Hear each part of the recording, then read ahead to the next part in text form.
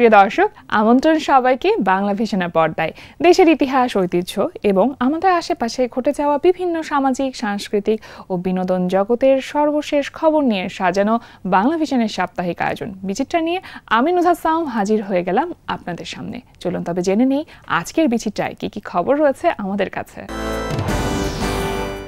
সাংস্কৃতিক সংগঠন আমরা সূর্যমুখীর 50 বছর পূর্তি উপলক্ষে গুণীজন সম্মাননা ও সাংস্কৃতিক অনুষ্ঠানের আয়োজন করা হয়।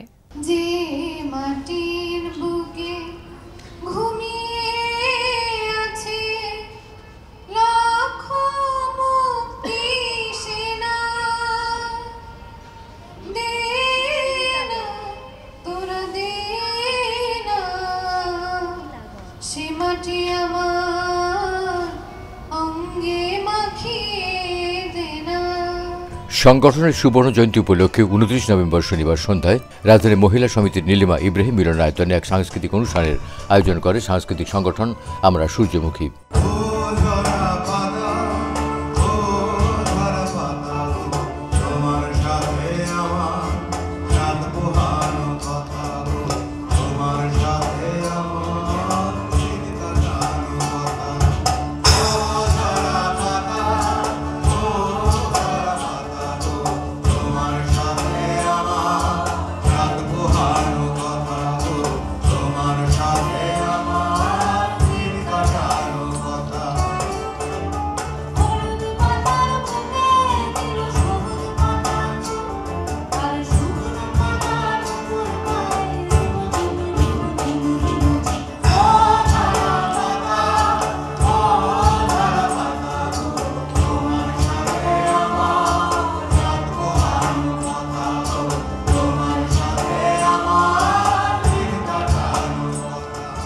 অনুষ্ঠানের প্রধান অতিথি ছিলেন সঙ্গীত ব্যক্তিত্ব বরেণ্য শিল্পী সৈয়দ আব্দুল হাদি। এ সময় আর উপস্থিত ছিলেন 21 পদকপ্রাপ্ত সঙ্গীত শিল্পী শাহিন সামাদ, ফাতেমতুল জোহরা সহ আরও অনেকে। নির্মল আনন্দ আমাদের দেশের স্বদেশ সংস্কৃতির সঙ্গে, ঐতিহ্যের সঙ্গে সম্পৃক্ত যে সংস্কৃতি, সেটাকে ধারণ করে। আপনারা যারা আজকে এখানে উপস্থিত হয়েছেন তাদেরকে আবারও ধন্যবাদ জানাচ্ছি এই জন্য যে আপনারা তো এসছেন। আপনারা না আসলে এই খালি মঞ্চে আমরা বসে সংস্কৃতি চর্চা করতাম। আমাদের বাঁচার জন্য, জীবনের চলার জন্য সঙ্গীত লাগবে এবং সঙ্গে সঙ্গে আমাদের ধর্মীয় ভালোবাসা, ধর্মীয় আনুগত্য সবই লাগবে। সব মিলে তো জীবন। তো সূর্যমুখীর এই এত সুন্দর একটা ইচ্ছা, এত সুন্দর একটা প্রচেষ্টা দীর্ঘদিনের, তার সঙ্গে আপনারা থাকবেন। 50 বছর বয়স হয়ে গেল সূর্যমুখী, অনেক বয়স, অবশ্য আমার থেকে কম, আমি আমার থেকে অনেক বেশি। স্বাগত বক্তব্য প্রদান করেন সংগঠনের নির্বাহী পরিচালক শফিকুল ইসলাম সেলিম। 1975 সালের 30 নভেম্বর প্রতিষ্ঠিত হয় সাংস্কৃতিক সংগঠন আমরা সূর্যমুখী।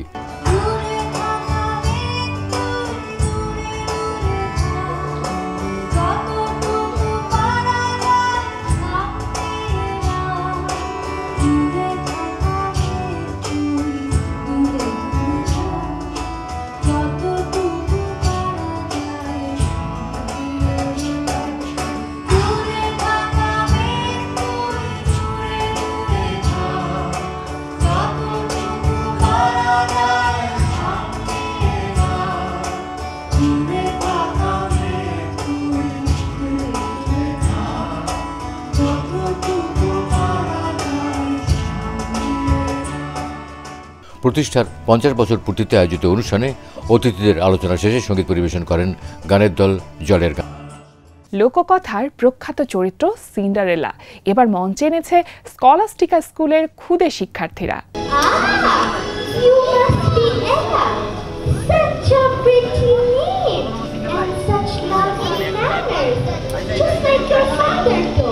Thank you, ma'am. Welcome to our home. Before we arrive, let's go, girls. Let's go, mom. 28 November শুক্রবার সন্ধ্যায় স্কলাস্টিকার উত্তরা সিনিয়র শাখার STM মিলনায়তনে সৌন্দর্য, নম্রতা, সহনশীলতা ও আশাবাদের প্রতীক সিন্ডারেলা নাটকটি মঞ্চায়নের আয়োজন করা হয়।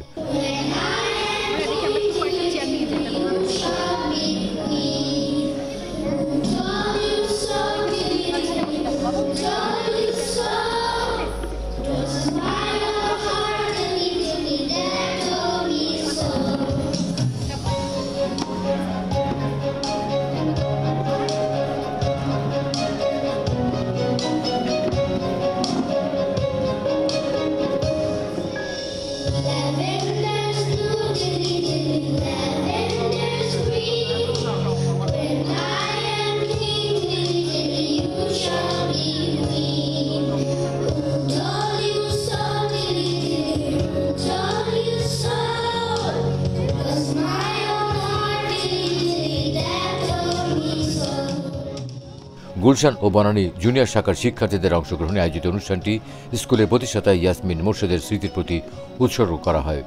বার্ষিক এই নাট্যানুষ্ঠানে প্রধান অতিথি ছিলেন অভিনয়শিল্পী ত্রপা মজুমদার।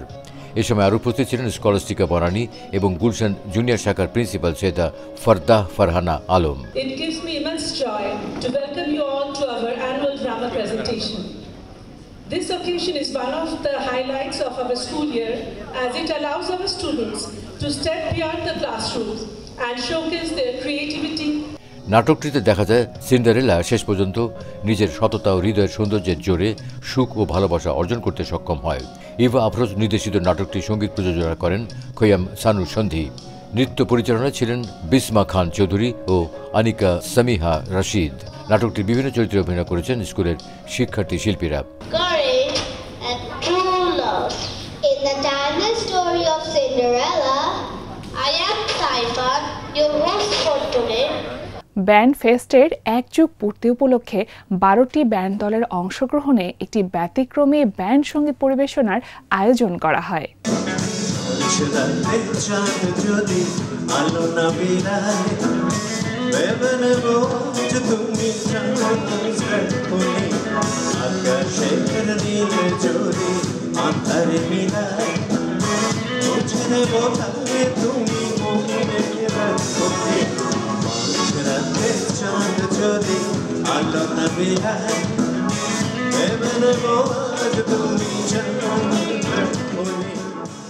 প্রতি বছরের মতো এবারও মহান বিজয়ের মাস ডিসেম্বরের প্রথম দিনে চ্যানেল আইয়ের স্টুডিওতে অনুষ্ঠিত হল ব্যান্ড ফেস্ট 2025।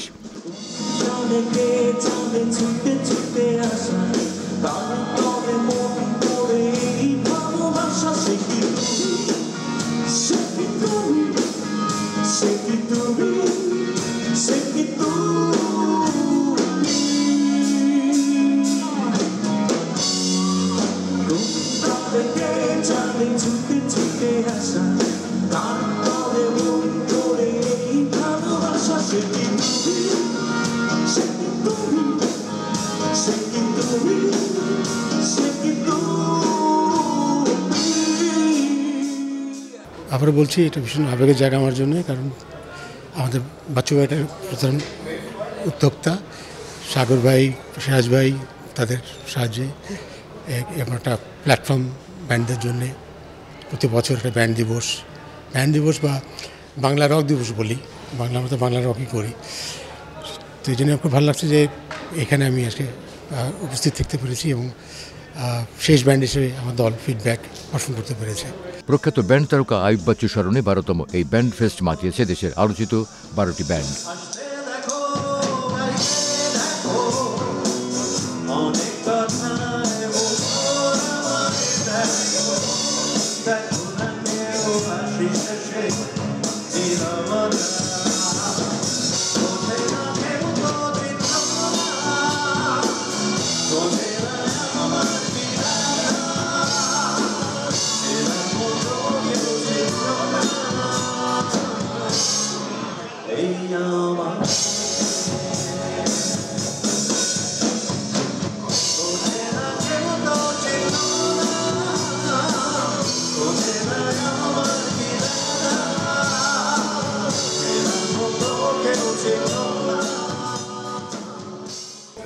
এখন পর্যন্ত বাচ্চু ভাইয়ের মতো বাজাতে আমার কাছে আমি কাউকে দেখিনি, আমার মনে হয় না কেউ হবে আর কোনো দিন।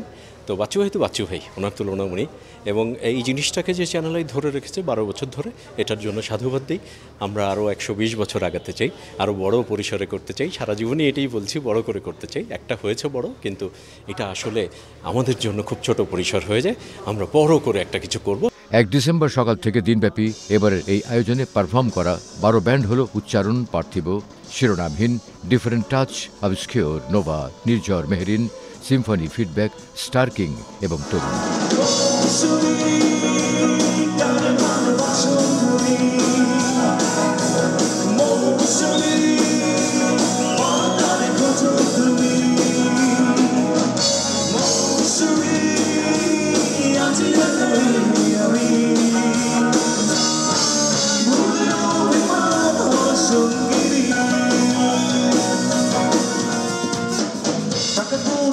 সম্পত্তি অনেক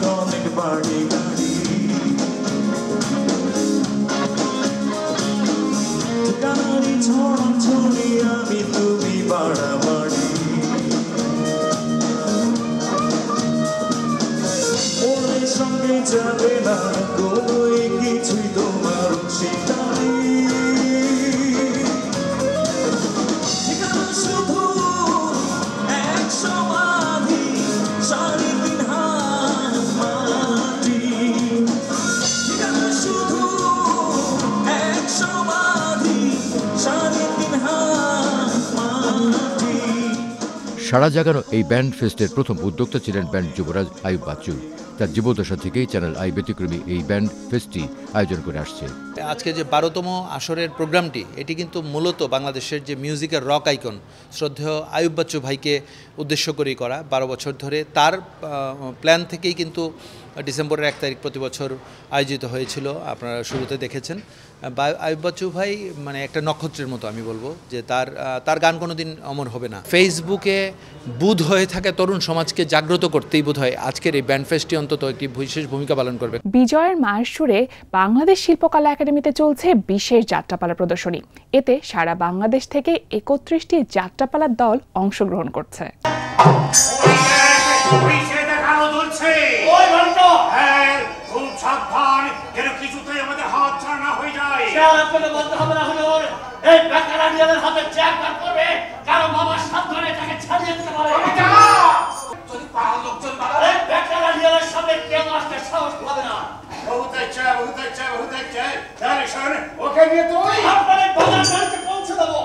সংস্কৃতি বিষয়ক মন্ত্রণালয়ের উদ্যোগে এবং শিল্পকলা একাডেমির ব্যবস্থাপনায় একাডেমির এক্সপেরিমেন্টাল থিয়েটার হলে শুরু হয়েছে দেশের সংস্কৃতির অংশ যাত্রাপালার বিশেষ প্রদর্শনী। এতে দেশের বিভিন্ন প্রান্ত থেকে নিবন্ধন প্রক্রিয়ার মাধ্যমে নির্বাচিত 31টি যাত্রা দল অংশ নিচ্ছে এই প্রদর্শনীতে।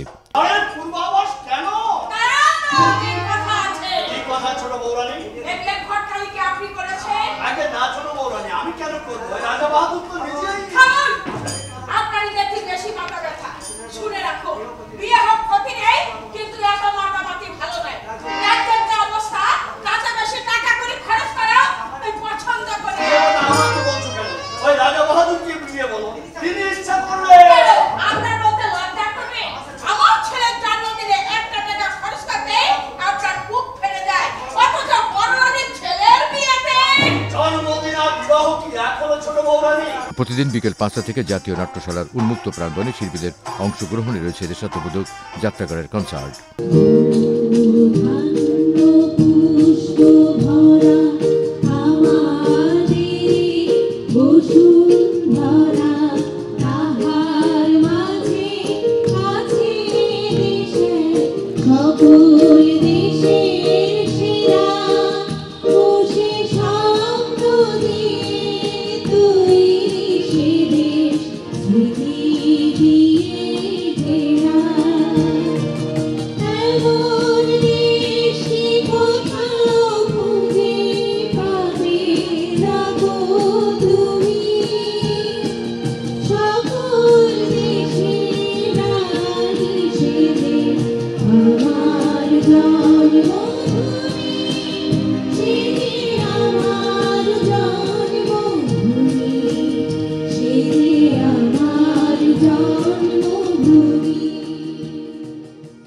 ডিসেম্বর সোমবার সন্ধ্যায় জাতীয় নাট্যশালার মূল ফটকে মাসব্যাপী এই প্রদর্শনীর উদ্বোধনী অনুষ্ঠানের আয়োজন করা হয়।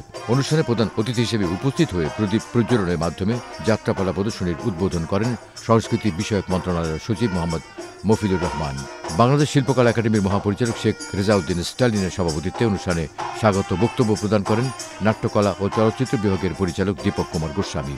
এ সময় আরও উপস্থিত ছিলেন বাংলাদেশ শিল্পকলা একাডেমির বিভিন্ন বিভাগের পরিচালক, উপপরিচালক, অন্যান্য কর্মকর্তা এবং যাত্রা শিল্পের সাথে সম্পৃক্ত বিভিন্ন ব্যক্তিবর্গরা। এমবিবিএস এ সর্বোচ্চ নম্বর পাওয়া টপ 10 জিনিয়াসকে সম্মাননা দিল ইউনিভার্সাল মেডিকেল কলেজ হাসপাতাল। ঢাকা বিশ্ববিদ্যালয়ের অধিভুক্ত বিভিন্ন মেডিকেল কলেজের এমবিবিএস ফাইনাল প্রফেশনাল পরীক্ষায় সর্বোচ্চ নম্বর পাওয়া 10 জন নবীন কৃতি শিক্ষার্থী চিকিৎসককে সম্মাননা প্রদানের আয়োজন করে ইউনিভার্সাল মেডিকেল কলেজ হাসপাতাল। 29 নভেম্বর শনিবার দুপুরে রাজধানীর মহাখালীর রাওয়া কনভেনশন সেন্টারে প্রথমবারের মতো আয়োজিত টপ 10 জিনিয়ার্স ইন্টার্ন ডক্টর শীর্ষক অনুষ্ঠানে প্রধান অতিথি ছিলেন স্বাস্থ্য ও পরিবার কল্যাণ মন্ত্রণালয়ের স্বাস্থ্য শিক্ষা অধিদপ্তরের মহাপরিচালক অধ্যাপক নাজবুল হোসেন।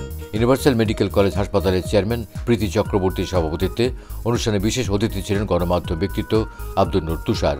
এ সময় আরও উপস্থিত ছিলেন ইউনিভার্সাল মেডিকেল কলেজ হাসপাতালের ব্যবস্থাপনা পরিচালক আশিস কুমার চক্রবর্তী, ঢাকা বিশ্ববিদ্যালয়ের চিকিৎসা অনুষদের ডিন অধ্যাপক মোহাম্মদ মোস্তাক আহমদ, ইউনিভার্সাল মেডিকেল কলেজের অধ্যক্ষ অধ্যাপক উত্তম কুমার পাল। একই হাসপাতালের অর্থোপেডিক সার্জারি বিভাগীয় প্রধান অধ্যাপক AKM খালিকুজ্জামান দীপু বক্তব্য দেন। আলোচনা শেষে সম্মাননাপ্রাপ্তদের হাতে ক্রেস্ট ও মেডেল দেন অতিথিরা। বাংলাদেশ শিল্পকলা একাডেমিতে উদ্বোধনী মঞ্চায়ন হল মণিপুরী থিয়েটারের নতুন প্রযোজনা ধ্বজ মেস্তরীর মরণ।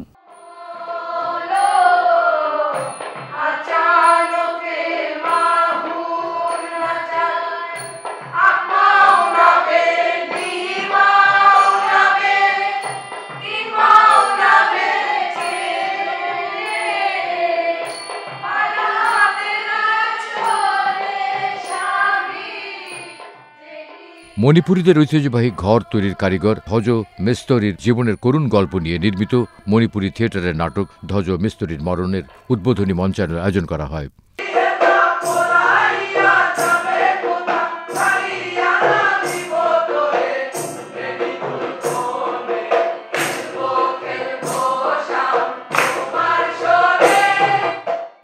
নভেম্বর শনিবার সন্ধ্যায় শিল্পকলা একাডেমির এক্সপেরিমেন্টাল থিয়েটার হলে নাটকটির নবপর্যায়ের উদ্বোধনী প্রদর্শিত হয়। নাটকের গল্পে দেখা যাবে মণিপুরী পাড়ার নামকরা মিস্ত্রি ধ্বজর হাতে গড়া ঘরগুলো যখন কালের আবর্তে সব নিশ্চিহ্ন হয়ে যায়, তখন তার হাতের মিস্ত্রিবিদ্যার একমাত্র চিহ্ন হয়েছিল তার নিজের বাড়িটি। আধুনিকতার হাতছানিতে তার ছেলেরাই একদিন নতুন ভবন তৈরির জন্য সেটিও ভেঙে ফেলে। পাড়ার লোকজন যখন পুরনো সেই বাড়ির ভগ্নাবশেষ নিয়ে দূরে ফেলে দিতে যায়, ধ্বজর মনে হয় তারই লাশ বহন করে চলেছে তারা।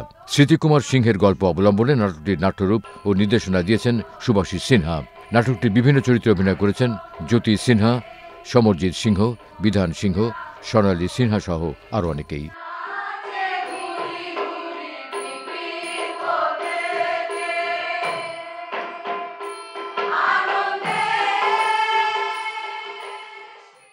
প্রিয় দর্শক, আপনাদের সকলের জন্য মঙ্গল প্রত্যাশা করে শেষ করছি বাংলা ভিশনের সাপ্তাহিক আয়োজন বিচিত্রা। দেশের ইতিহাস ঐতিহ্যের সাথে থাকতে বিনোদন জগতের সর্বশেষ খবর জানতে চোখ রাখুন বাংলা ভিশনের পর্দায়। আগামী সপ্তাহে নিশ্চয়ই আবারও দেখা হবে, সেই প্রত্যাশায় আজকের মতন বিদায় নিচ্ছি। আল্লাহ হাফেজ।